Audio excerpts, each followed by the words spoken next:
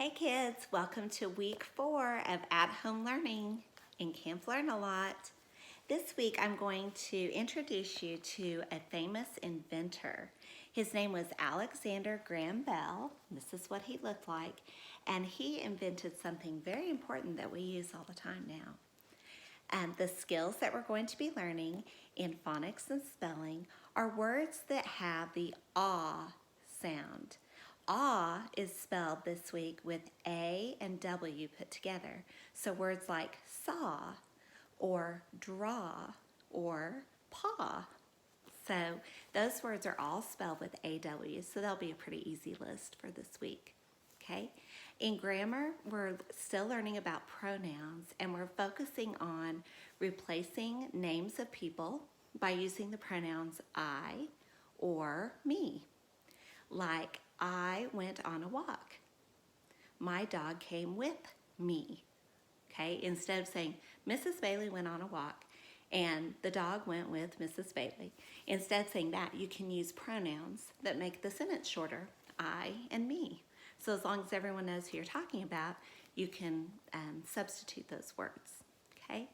All right, today I'm going to read the story about Alexander Graham Bell. Now, when we read a story about a famous person or someone who lived in the past who did something special, it's called a biography, okay? Bio means life, and ography is like the written story about their life. So today I'm going to read you your first biography that we've talked about, and it's from Alexander Graham Bell. It was written by someone named Lola Schaefer. Why is Alexander Graham Bell an important person to know? Alexander Graham Bell was born in Scotland in 1847. His father was a famous teacher who taught people how to speak well.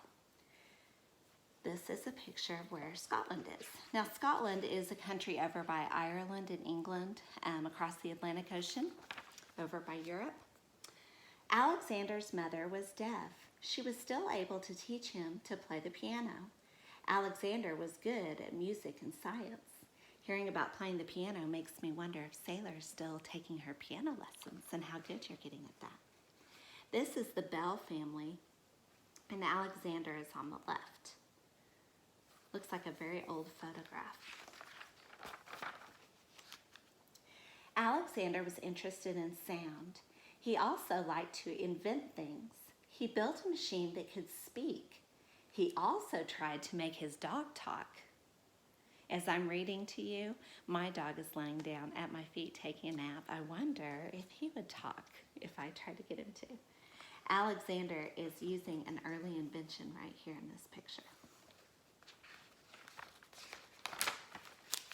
In 1871, Alexander moved to Boston. During the day, he taught deaf students how to speak, and at night, he did experiments with sound. This is a classroom at a school where deaf children were taught. Alexander wanted to learn more about electricity. In 1874, he met Tom Watson.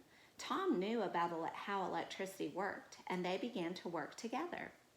Electricity can make sound travel through wire. So this at the bottom, you'll notice, is a timeline of the year and then what was happening that was most important in those years. So that kind of goes through the story. You can see a timeline of Alexander Graham Bell and his life. Alexander stopped teaching. He did experiments day and night. He and Tom wanted to invent a machine that could send voices from one place to another. This is a model of Alexander Graham Bell's first telephone. This does not look at all like the telephones I know, but this is how they were trying to figure out how it could work. Hey, Oakley. On March 10, 1876, Alexander and Tom reached their goal. Alexander spoke to Tom using the first telephone. This is what it looked like.